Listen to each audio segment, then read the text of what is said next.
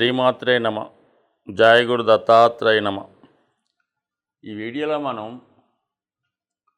రాహు కేతు గ్రహాల ప్రభావం వివిధ రాశుల వారి మీద ఏ విధంగా ఉండబోతుంది,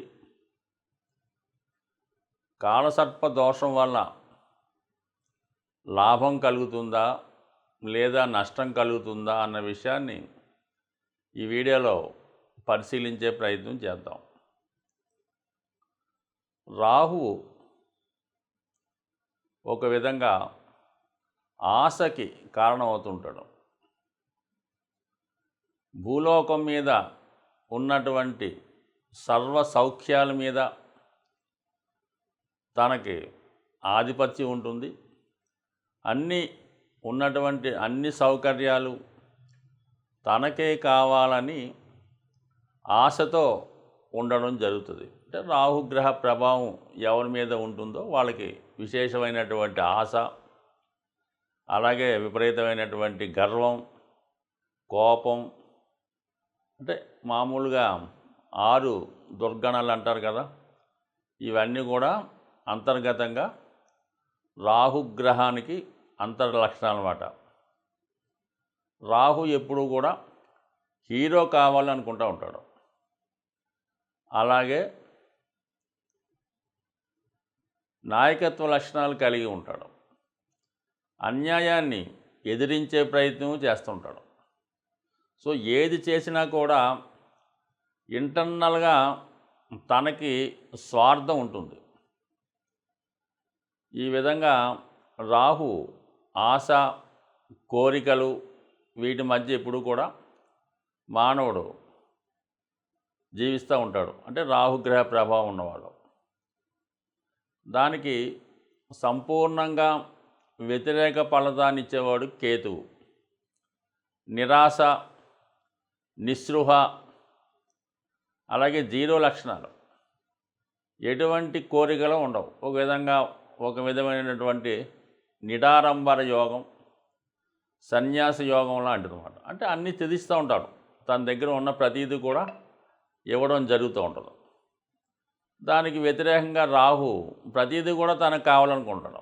అక్కర్లేకపోయినా కావాలనుకుంటూ ఉంటాడు. అది రాహు యొక్క లక్షణం. ఇది కేతువు యొక్క లక్షణం.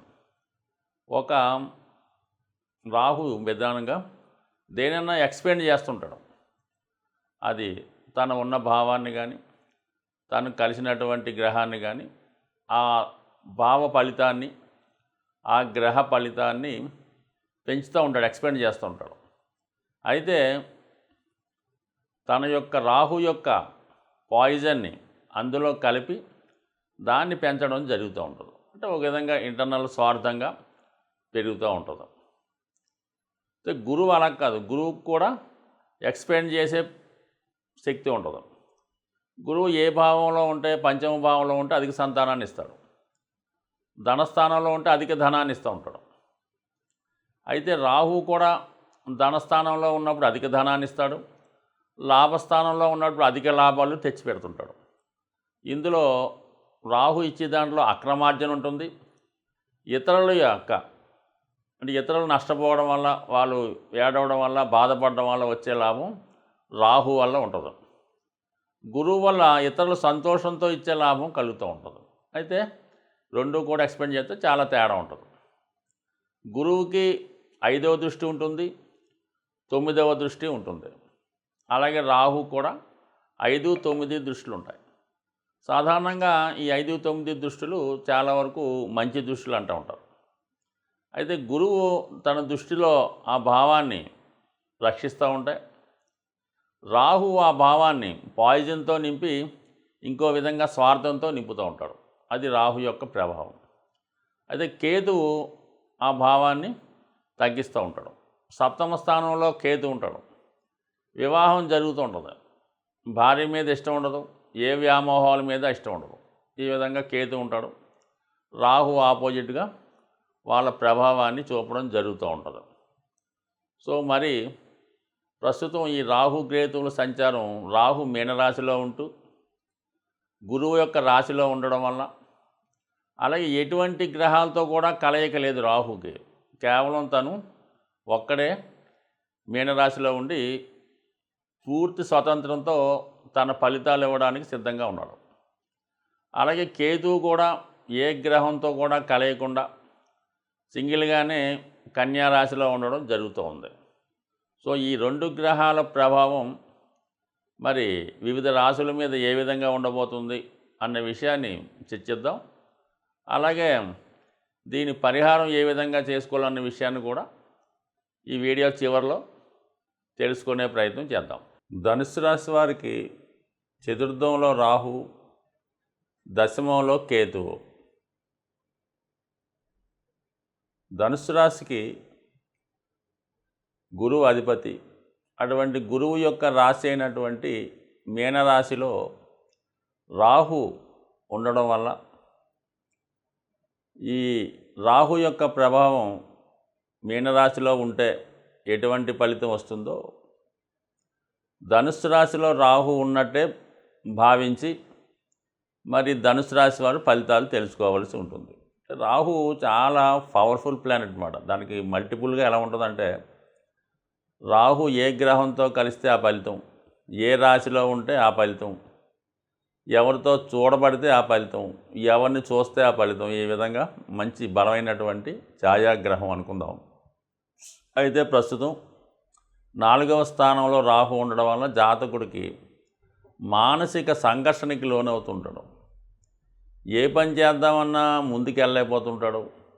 ఏది చేద్దామని ఇది తప్ప ఇది రైటా అన్నటువంటి అంతర్మదనంలో జాతకుడు ఎక్కువగా సంఘర్షణ పడుతూ ఉంటాడు. అలాగే గృహ సంబంధించిన విషయాల్లో, స్థిరాస్తి సంబంధించిన విషయాల్లో చాలా ఇబ్బందులు ఎదుర్కోవడం జరుగుతూ ఉంటుంది. తనకి ఇష్టం లేని వ్యక్తులు తన గృహంలో నివసించవచ్చు, తను ఉన్నటువంటి ఆఫీసులో పనిచేయచ్చు. ప్రతిరోజు అతనితో వాళ్ళతో సాహసం చేయవలసి ఉంటుంది తప్పనిసరి పరిస్థితుల్లో. అది బయటికి చెప్పుకోలేడు. ఇంకో రంగం మొహమాట పరంగా ఇబ్బంది పడుతుంటాడు. అలాగే ఎక్కువగా జాతకుడి యొక్క మనస్సు పరిపరి విధాలుగా ఆలోచిస్తూ ఉంటుంది. ఈ విధంగా జాతకుడు వ్యక్తిగతంగా ధనుసు రాశి వాడిది ఆధ్యాత్మిక భావం, రాహు పూర్తిగా వ్యతిరేక భావం. ఈ విధంగా ఇతరులతో కలిసి కొన్ని కార్యక్రమాలు చేయడం అనేది జాతకుడి యొక్క మనోభావానికి ఇబ్బంది కలుగుతూ ఉంటుంది. అయినప్పుడు కూడా జాగ్రత్తగా వెళ్తూ ఉంటాడు. అంటే 4, 8, 12 భావాల్ని రాహు యాక్టివేట్ చేయడం వల్ల ఈ సమయంలో జాతకుడు తన దగ్గర నుంచి ఏదో ఒక విలువైనటువంటి ఆర్టికల్లో, వస్తువో, స్థిరాస్తో ఏదో ఒకటి అమ్మే ప్రయత్నం చేయడం జరుగుతూ ఉంటుంది. సో ఈ విధంగా ఏదైనా అమ్మే ముందు 1-2 సార్లు ఆలోచించి నిర్ణయం తీసుకోవడం మంచిది. దాని తర్వాత మళ్ళా అటువంటిది పొందలేకపోతుంటారు. కానీ ఆలోచన ఈ విధంగా ఏదన్నా ఒక స్థిరాస్తి మీ పేరుతో ఉన్నా, మీకు ఒక స్థలం ఉన్నా, గృహం ఉన్నా, ఒక వాహనం ఉన్నా దాన్ని అమ్మే ఆలోచన ఎక్కువగా ఉంటుంది. ఒక విధంగా ఇరిటేషన్ వస్తుంది అన్నమాట. ఈ విధంగా దాన్ని ఆలోచించి నిర్ణయం తీసుకోండి. మళ్ళీ ఇది పోతే మాత్రం మళ్ళీ సంపాదించడం అన్నది కష్టం అనే నిర్ణయంకి రావడం మంచిది. అయితే ఒకవేళ ఏదన్నా వస్తువు, ఆస్తి అమ్మి ధనం వచ్చినా అది మీకు ఎందుకు కూడా కనబడదు. అది ఏమైందో కూడా అర్థం అవ్వదు. వచ్చింది వచ్చినట్టే వేస్ట్ అవుతుంటుంది. ఏదైనా అమ్మేమని పేరు మాత్రం మిగులుతుంది. ఏం చేసామంటే ఏం చెప్పలేము. అందుకని జాగ్రత్తగా నిర్ణయం తీసుకోండి. ఈ కేతువు దశమ స్థానంలో ఉన్నప్పుడు వృత్తి మీద ఎక్కువగా నిరాశ కలుగుతూ ఉంటుంది. ఏదో మీరు ఏ ఉద్యోగం చేయొచ్చు, వ్యాపారం చేయొచ్చు, స్వతంత్ర వృత్తిలో ఉండొచ్చు, దాని మీద మీకు శ్రద్ధ ఉండదు. ఏదో ఈజీగా మనం సంపాదించేద్దామని మనకు సంబంధం లేని వ్యవహారాల మీదకి మనసు మళ్ళుతూ ఉంటుంది. ఈ కొత్త వ్యవహారాలు చేద్దామన్నటువంటి కేతు ఆలోచనకి రాహు సహకరించి ముందు డబ్బు కావాలి కాబట్టి దానికి ముందు ఇల్లు అమ్మేద్దాం, తర్వాత చూసుకోవచ్చు మనం ఏం చేద్దాం అనే ఆలోచనలు వస్తుంటుంది. సో ఈ విధంగా వృత్తిపరమైన చికాకులు. అలాగే దశమంలో ఉన్నటువంటి కేతువు కుటుంబ స్థానాన్ని, 6వ స్థానాన్ని వీక్షిస్తుంటాడు. ఏదో కొద్దిపాటి సంఘర్షణ, కుటుంబ సభ్యులు వ్యతిరేకత, ఏదో మిమ్మల్ని వేరుపరుస్తున్నారని, మిమ్మల్ని తక్కువ అంచనా వేస్తారనే భావన, ఇవన్నీ కూడా మీకు కొద్దిగా అశాంతిని కలిగించి ఒక బలమైన నిర్ణయం తీసుకోవడం వల్ల విలువైనవి కోల్పోయే సూచనలు ఉన్నాయి. కాబట్టి చాలా వరకు 1-2 సార్లు ఆలోచించి నిర్ణయం తీసుకోవడం మంచిది. అయితే వృత్తిలో మీరు ఇంకా దాన్ని ఇంప్రూవ్ చేసుకునే ప్రయత్నం చేస్తే ఆధ్యాత్మిక మార్గంలో ఉన్న వాళ్ళకి ఖచ్చితంగా మాత్రం టెంపరరీగా కొంత ఇబ్బంది కలిగినప్పుడు కూడా మరి తొందరలోనే అది మీకు ఇంప్రూవ్మెంట్ అయ్యి మళ్ళా పాత పద్ధతిలో మీ యొక్క ఆదాయం గాడిలో పడుతుంది. తిరిగి మళ్ళీ పూర్వవైభవం స్టార్ట్ అవుతుంటుంది. కాబట్టి సాధారణంగా ఈ ధనుసు రాశి వారికి ఎవరైతే స్వతంత్ర వృత్తి వ్యాపారం అటువంటి వాటిలో ఉంటారో వాళ్ళకి సహజంగా అప్ అండ్ డౌన్స్ కామన్గా వస్తుంటాయి. ఒక సంవత్సరంకి 6 నెలలు బాగుంటాయి, 6 నెలలు బాగున్నట్టు ఉంటుంది. సో ఈ విధంగా మరి కొంత తొందరపడకుండా జాగ్రత్తగా నిర్ణయాలు తీసుకుంటే అన్ని పరిస్థితులు చక్కబెట్టుకునే అవకాశం ఉంది. రాహు కేతు గ్రహాల ప్రభావానికి లోనప్పుడు ఎటువంటి పరిహారాలు తీసుకుంటే ఆ గ్రహాలు అనుకూలిస్తాయి అన్న విషయాన్ని మనం పరిశీలించే ప్రయత్నం చేద్దాం. అయితే రాహుగ్రహం ఒక విధంగా తాంత్రిక గ్రహం. అందువలన తాంత్రిక దేవతలైనటువంటి దశ మహావిద్యల్లో ఉన్నటువంటి అమ్మవారిని ఆరాధించడం వల్ల, వాటిని కొలచడం వల్ల, ఆ ఆలయాలు దర్శించడం వల్ల రాహు తొందరగా మనకి అనుకూలించే అవకాశం ఉంది. అయితే సాధారణ మానవుడికి ఆ దశ మహావిద్యల్లో ఉన్నటువంటి అమ్మవారిని పూజించడం కానీ, వాటిని ధ్యానించడం, లేదంటే వాటిని బాగా పూజ చేసుకోవడం, అలాంటి కార్యక్రమాలు చాలా వరకు చాలామందికి అందుబాటులో ఉండవు. అయితే ముఖ్యంగా ఈ దశ మహావిద్యల్లో ఉన్నటువంటి దేవతల్ని సరైనటువంటి గురువు లేకుండా ఆరాధించడం వల్ల ఇబ్బంది కలుగుతూ ఉంటుంది. అయితే ఏంటంటే అటువంటి దేవాలయాలు ఉన్నప్పుడు, దగ్గరలో ఉన్నప్పుడు, లేదనుకోండి దక్షిణ కాళి, మహాకాళి, కనకదుర్గ ఇలాగా శక్తి స్వరూపాలతో ఉన్నటువంటి దేవతలు, ఇది సింహం మీద అలాగే పులి మీద ఉన్నటువంటివి, శూలం ధరించి ఉన్నటువంటి దేవతలు, వీళ్ళని మీరు ఆరాధించడం వల్ల ఏమి ఎక్కువ చేయగలరు. ప్రతి శుక్రవారం రోజు వీలైతే ఒక 8 శుక్రవారాలు అమ్మవారి ఆలయానికి దర్శించడం వల్ల ఖచ్చితంగా మీకు రాహు యొక్క అనుగ్రహం లభిస్తూ ఉంటుంది. అలాగే కేతువు ఇంకా అందరికీ తెలిసిందే, ఎంతమందిని పూజించినా ఎటువంటి ఫలితం రాదు. కానీ కేవలం విఘ్నేశ్వరుణ్ణి ఆరాధించడం వల్ల కేతువు తొందరగా అనుగ్రహం రావడం జరుగుతూ ఉంటుంది. అంటే కేతువు అంటూ అనుగ్రహించాడంటే మిగతా గ్రహాలు ఏది కూడా ఇవ్వలేనటువంటి ఫలితాన్ని, లాభాన్ని కేతుగ్రహం ఇవ్వగలరు.